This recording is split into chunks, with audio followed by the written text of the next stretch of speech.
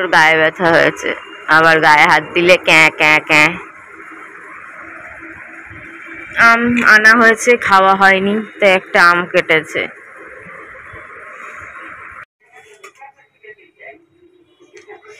ওই বুনোর সিদ্ধ মাংস দুটো ভেজে নিলাম, এটাই বিকেলের টিফিন। ছেলেটা একটুখানি মাছ খেলো, মাংস খেলো না।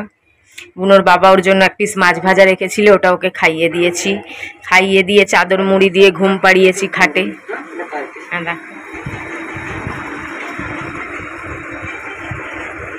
রাজীবের সাথে না আমার একটু দেখা করি, একটু মনটা একটু বাইরে গেলে, একা তো এখন আর বাইরে যাই নাই। দেখো এত এত বাসন মাজলাম, এত এত বাসন মাজলাম। বুনোর শরীরটাও ভালো থাকে না, ভালো লাগে না, ওর জন্য দেখি মাংস সিদ্ধ করব। খাক চাই না খাক, আমাদের ডিউটি, বুনোর বাবার ডিউটি আনার, আমার ডিউটি বানানোর, খাওয়ানোর, চেষ্টা করানোর বাচ্চাটাকে। চেষ্টা করব, খেলে খাবে, না খেলে আর কি করা যাবে। না খেলে আমি ধুয়ে ধুয়ে ভেজে খেয়ে নিই, আর কি করব বলো। কাককেও খাওয়াই, আর কাককে তো দেখো 400 মাংস এনেছে, কাককেই 400 খাইয়ে দেবো না? কিছুটা ওদের দেই, একটু বুনো ফেলিয়ে ছড়িয়ে খেয়েছে, একটু আমি ভেজে খেয়ে নিই। বুনোর বাবা তো ছিল না সন্ধেবেলায়, সমস্ত কাজ আমি একা একা করলাম। কিলো দরে বাসন মাজা, বুনোকে মাছ খাওয়ানো, বুনোর বাসি মাংস ভেজে নিজে খাওয়া, বুনোর আরো কিছু ফ্রিজে থাকা মাংসগুলো সিদ্ধ করা, কিন্তু বুনো খেলো না। ওকে ভাত খাওয়াতে গিয়ে এমন ভাবে কামড়ে দিল, দেখো দাঁত বসিয়ে দিয়েছে, দেখছো এই যে রগের উপর ফুলে গেছে পুরো, 2বার 3বার করে কামড়ে পুরো 2-3 জায়গায়, যে এখানটায় এখানটায় পুরো কামড়ে দাঁত বসিয়ে দিয়েছে। ওই যে ওই জায়গাটায় 3-4 জায়গায় পুরো ফুটো ফুটো করে দিয়েছে আমায়। যা জোরে জোরে কামড়েছে না, বুনোর বাবাকে কামড়ালে মনে হয় কি করতো জানি না। যাই হোক, তো বুনোর বাবা আসার সময় আমার জন্য মোমো নিয়ে এসছে, তো রাতেই খাবো আর কি। আস্তে আস্তে 9টা বাজিয়ে দিয়েছে, তখন আর কে খাবে না। তারা হয়তো বলে, ভাবে অনেকে যে আমরা বুনোকে ডাক্তার দেখাইনি, চিকিৎসা করিনি, কিন্তু যারা প্রথম থেকে জানো তারা তো জানো আমাদের কি অবস্থা, কি অবস্থা। বুনোর বাবার শরীরের ভেতরে কত রোগ, তাও বুনোর বাবা একটু একটু ডাক্তারের মুখ দেখে। আমার শরীরের ভেতরে কত রোগ, কেন আমার তো এর আগে ছিল। মনীষ যখন ডাক্তার দেখাতো থাইরয়েড ছিল, থাইরয়েড ওষুধ খেতাম, প্রেশার বেড়ে যেত, অমুক তমুক কত কিছু ছিল। তারপরে তো একটা ফোড়া, সেই 1.5 বছর হয়ে গেল। ও ফোড়া কিসের জন্য, কি তার উৎস আমি তাও জানি না। ও ক্যান্সার না টিউমার না গুষ্টির পিণ্ডি কি, ও না বাড়ছে না কমছে, ঠিক যেরকম জিনিস সে পেকে থাকার মতন সবুজ সবুজ হলুদ হলুদ 1.5 বছর ধরে ওরকম হয়ে ওখানে ওটাই গুছিয়ে ওখানে ঘর করে বসে আছে। কোনোদিন ডাক্তারের কাছে যাইও নি, যাবও না। কেন ডাক্তারদের, বেশ কিছু ডাক্তারদের যা রূপ দেখলাম বুনোর জন্য, তারপরে মানে অনেক বিতৃষ্ণা জন্মে গেছে। কত ওষুধ আছে দেখো, লাগেইনি, কোনো কাজে লাগেনি, শুধুমাত্র কমিশন খাওয়ার জন্য 400, 500, 1000 টাকার ওষুধ দিয়েছে, কোনো কাজে লাগেনি। এই লাস্ট কদিন আগে একটা 450 টাকার ওষুধ আনলো, একটা তেল, ওর গায়ে ব্যথা হয়েছিল, কোনো কাজের না, বিশ্বাস করো, পুরো জলের মতো। মানে 450 টাকা মনে হয় হাতে ধরে জলের মধ্যে ফেলে দিলাম, 450 টাকা হাতে ধরে জলে ফেলে দিলাম। তা আমাদের গরিব মানুষের সাথে যদি কমিশন খাওয়ার জন্য এরকম ভুলভাল ওষুধ লেগে এক একবার গেলে 5,000 টাকা গুছিয়ে লিখে দেয়, আমাদের পক্ষে সম্ভব? আমাদের পক্ষে সম্ভব? তাই বলে কি আমরা ভালোবাসি না?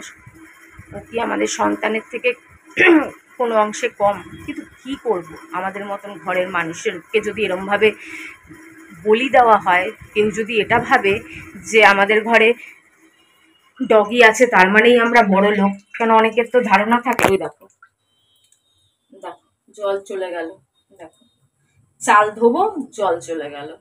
মানে কি বলবো এই বাড়িটাকে, কিছু বলার না। তোমরা তো নিজের চোখের সামনেই সব দেখতে পাচ্ছ। তারপর আরো কিছু উদ্ভুত ঘটনা ঘটছে, এটা নিয়ে আমি, বুনোর বাবা আসুক, বুনোর বাবাও কিছু উদ্ভুত ঘটনা সেদিন রাত্রি 2টোর সময় লক্ষ্য করেছে, সেটা আমি পরে বলবো, বুনোর বাবাই বলবো, সামনেই বলবো। তো এইরকম আমরা কম চেষ্টা করেছি, কিন্তু কি করব বলো, এক একবার যদি ডাক্তারের কাছে গেলে এরকম ভাবে 5,000 টাকার সরঞ্জাম টেস্ট দিয়ে দেয়, তার মধ্যে আমরা বুঝতে পারি কিছু টেস্টের দরকারই নেই, কিছু ওষুধের দরকারই নেই, ওগুলো একমাত্র লেখে ওই ল্যাবরেটরি থেকে কমিশন খাওয়ার জন্য। আর ওষুধ এগুলো হয়তো অনেক বড় লোকরা কেয়ারও করে না, পাত্তাও দেয় না, তাই তারা এসব বুঝতেও পারবে না, কেন তাদের প্রচুর পয়সা আছে, তারা এসব তারা এতদিকে মাথায় ঘামায় না। তাদের পয়সা আছে, ডাক্তার লিখে দিচ্ছে, যা ইচ্ছে করছি কিনছি, কেন তাদের পয়সার মা বাবা নেই। কিন্তু আমাদের মতন ঘরে যদি এক একবার ডাক্তারের কাছে গেলে এরকম 5,000 টাকা বোঝা চাপিয়ে দেয়, কেন আমরা তো বুঝি কিছু জিনিস তো জেনারেল নলেজ থাকে রে ভাই, যে একবার যদি কিডনি খারাপ হয়ে যায় তাকে তো আর পুরো সুস্থ করা যায় না। আমার বাবাকে কি পুরো সুস্থ করা গেল? তিনি তো চলে গেলেন। এরকম আমাদের ফ্যামিলিতে কিডনি খারাপ হয়ে মারা যাওয়ার কেস আরো দাদু, আরো মানে ফ্যামিলিতে তো আরো থাকে দুঃসম্পর্কের, তাদের মধ্যেও আছে। তাদের প্রচুর প্রচুর পয়সা, কোটি কোটি টাকার তারা মালিক, কিন্তু কিছুই করতে পারলো না। কিডনি ট্রান্সপ্লান্টের জন্য তখন আর সময় ছিল না, কিছুই করতে পারলো না। আর ডগিদের তো সেটাও হয় না, কিডনি ট্রান্সপ্লান্টের কোনো প্রশ্নই ওঠে না। তাহলে অ্যাকচুয়ালি লজিক্যালি কথা হচ্ছে, একবার কিডনি খারাপ হয়ে গেলে সেই কিডনিটা আর সুস্থ করা যাবে না, ট্রান্সপ্লান্ট করাও যাবে না, কিছু ওষুধ দিয়ে একটু ঠিকঠাক রাখা যাবে, এটাই হচ্ছে আসল লজিক্যালি কথা। আর বাকি ডাক্তাররা পয়সা খাবে। কি করব বলো আমাদের মতন গরিব ঘরে। ওনার বাবার ফোন আসছে। Good morning, good morning. শুরু হয়ে গেল সকাল, শুরু হয়ে গেল কাজ, সঙ্গে ভিডিও করা। তো রাজীব আরেকটা কথা বলেছে, যেই কথাটার সাথে আমি একমত, মানে একমত। আর রাজীবের কথাটা বলার কারণও আছে। আমরা যখন গাড়ি করে মানে বাড়ির দিকে আসছিলাম, শপিং টপিং করে চা সিঙ্গারা সমস্ত কিছু খাওয়া দাওয়া কমপ্লিট, তো বাড়ির দিকে যখন আসছিলাম তো তখন জামে গাড়ি দাঁড়িয়েছিল। তো একটা বাচ্চা ছেলে, শিবমের থেকেও ছোট হবে বা শিবমের কাছাকাছি হবে, হয়তো এরকমই হবে, 16 একটু ছোটই হবে, 16-17 বছর এরকম হবে। তো ছেলে তো বারবার ঘুরে ঘুরে দেখছে, বারবার ঘুরে ঘুরে দেখছে, কোনো না কোনো বাহানায় ঠিক তাকাচ্ছে ঘুরে ঘুরে। তো তখন রাজীব বলছে, একটু সার্ভে में पता चला कि जो कम उम्र के लड़के होते हैं आजकल, कम उम्र के लड़के लोगों को बूढ़ी थोड़ा मैच्योर्ड औरत ज़्यादा पसंद है, उसके उम्र के लड़की छोड़ के थोड़ा बड़ा औरत पसंद है, थोड़ा बड़ा लड़की ज़्यादा पसंद है, और कम उम्र के लड़की को थोड़ा एजेड मर्द ज़्यादा पसंद आता है। तो আমি বললাম এগুলো তো আমি আগে থেকেই জানি, আমার থেকে ভালো এগুলো কেউ জানে না, কিন্তু আমার ব্যাপারটা আলাদা। আমি আমারটা বলতে পারবো যে আমি সব বাচ্চা ছেলেদের, আমার ছেলের বয়সী বাচ্চা ছেলেদের বা তার থেকে একটু ছোট বা একটু ছোটদের তো অবশ্যই, তার থেকে একটু বড়ও যদি হয়, আমার ছেলের বয়সী থেকে যদি 2-1 বছরের বড়ও হয়, 2-4 বছরের বড়ও হয়, তাকেও আমি আমার ছেলের মতনই ভাবি। তো কে দেখলো কে দেখলো না তার এইসব আমি খেয়াল করি না, এগুলো একটা বয়সের দোষ। এগুলো এখন মানুষ বেশি করে নোটিস করছে হতে পারে, কিন্তু এগুলো যুগ যুগ থেকেই ছিল।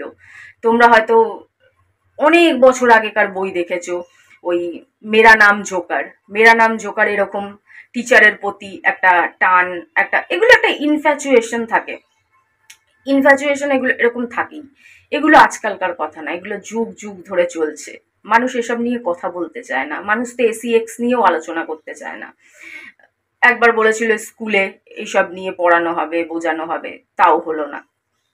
তো যাই হোক, মানুষ করবে সবই, কিন্তু আলোচনা করতে গেলে জিভ কাটবে কেন জানি না।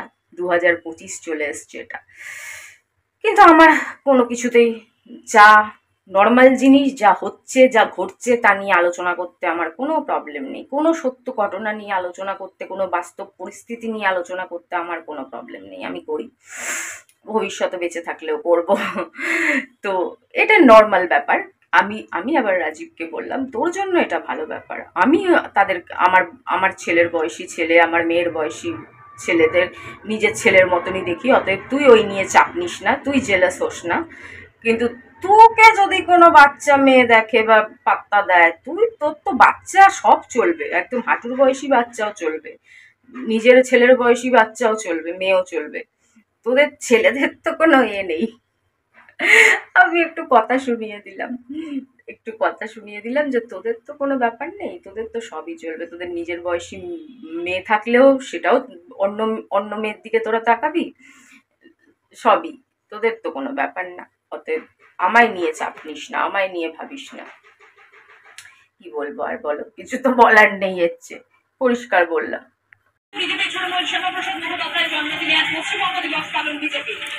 চলো আবার সেই আমিত্তি, কিছু আর করার নেই, কিছু বলেও লাভ নেই। 3টে এনেছে, একটা খাবো না তাই রেখে দিয়েছি, বুনোর বাবাও খাবে না।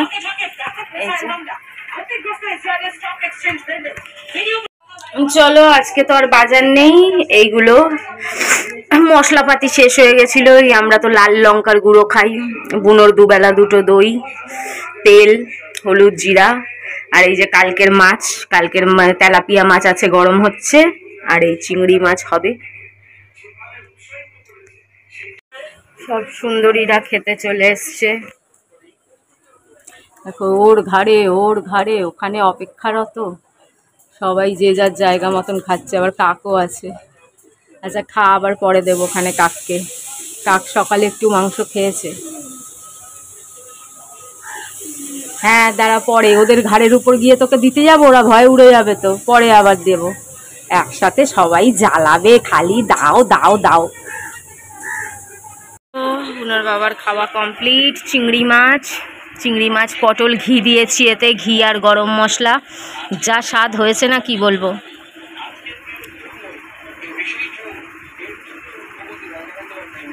ভেতরে ভেতরে আরও চিংড়ি আছে, আর এই তেলাপিয়া মাছের ঝোল বেগুন দিয়ে, টমেটো, পেঁয়াজ টেয়াজ দিয়ে কালকের ওটা, আর গন্ধরাজ লেবু, আর অল্প একটু রাইস।